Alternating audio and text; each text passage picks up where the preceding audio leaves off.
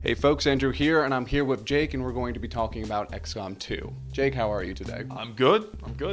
All right, fantastic. So I'm going to admit flat out, I'm very new to the XCOM series. Could you just give us what's going on in XCOM 2 and what can players expect? Yes, so XCOM is turn-based tactical combat with a big strategy layer over the top of that. In XCOM 2, the player is in control of a resistance organization, and they are fighting against an Earth that is controlled by the aliens. And so this is sort of a change from the first XCOM, and this sort of gives the players a completely different feel in combat. What are the things that are changing, and what are the things that are new that are in XCOM 2 then, besides in XCOM 1? Well, I mean, I think combat changed quite a bit. So probably the biggest thing is that all the maps now are procedurally generated. So every map that you play on will be built out of parts dynamically every time you start up. So the combat, the maps are completely unique every time you play. And then the aliens that you face, we've added a ton more, almost twice as many aliens as enemy unknown. So there are a lot more enemies with a lot more abilities. And on the top of that, then we have a lot of really cool features, like we have concealment. So your squad always starts the mission concealed and can sort of ambush enemies. We have loot. So when you're killing aliens, you can actually pick up loot in combat and take it back and build powerful things out of it. We have a new hacking system, so you can hack into different access points and robotic enemies and gain a bunch of rewards. So there's a lot of changes. And every mission has objectives as well. So now you're balancing fighting the aliens versus completing these objectives. Some of them are timed, and so there's just a lot of new things to the feel of combat in XCOM 2. Can you go in a little detail about the customization that you can have with your soldiers? Yes.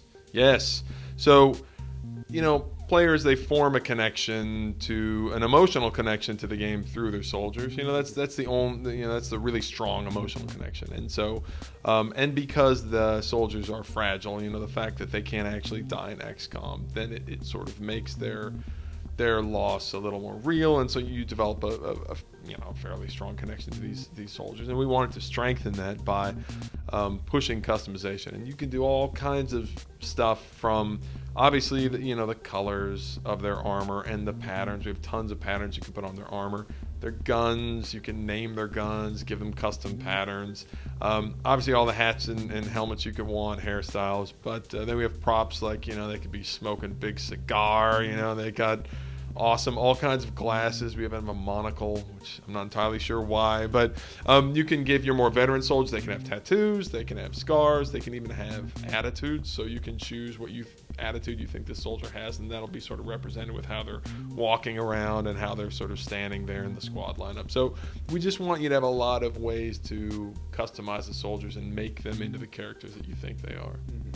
Now, as of recent, we've been seeing a lot of XCOM-like games. Yeah. Some have their own spin to it and their own settings. Some are pretty one-to-one-ish. Yeah. How does it feel seeing all of these, I guess, imitations or games inspired by the XCOM series? I mean, it's awesome. It's awesome. I mean, I and a lot of the people on the team, we make this game because that's the kind of game we like. And so for us, it's really cool to see a lot of the really neat games that have been made that are similar to XCOM, and it's sort of you can get inspired by seeing what other people have done with the formula and the really cool ideas they've had with it. So for me, it's just really it's really neat to see that genre come back in games, and it's fun just as a player to be able to play them. And then developer wise, I think it's really fun for us to see what other people have done and sort of be inspired by it.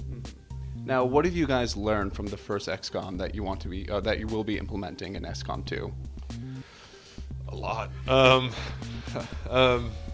Yeah, I think at the root of it, what we learned, the biggest, probably to sum it up, probably the biggest thing we learned is that XCOM is at its best when it's unpredictable, because what that does is creates moments for the players where they have to develop new strategies, and it also makes it more replayable. So if the missions are more unpredictable, if the strategy layer is more unpredictable, then when you play a new mission, or even if you play a new game, you have these experiences you didn't have before, and new experiences you can talk to your friends about. Or if you're streaming or somehow generating content with the game, you have a way of having unique experiences that people want to see. And so for us, we just realized we need to make the game more unpredictable. And so missions are meant to be more unpredictable, and the aliens, their abilities, they're all meant to create this sort of these moments where you're like, oh, you're not going to believe what happened. This happened, and this happened.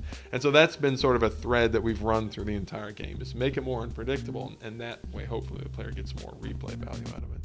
And I have to ask about mods. With the game coming out, you're releasing all the assets with it, giving people basically free reign on it.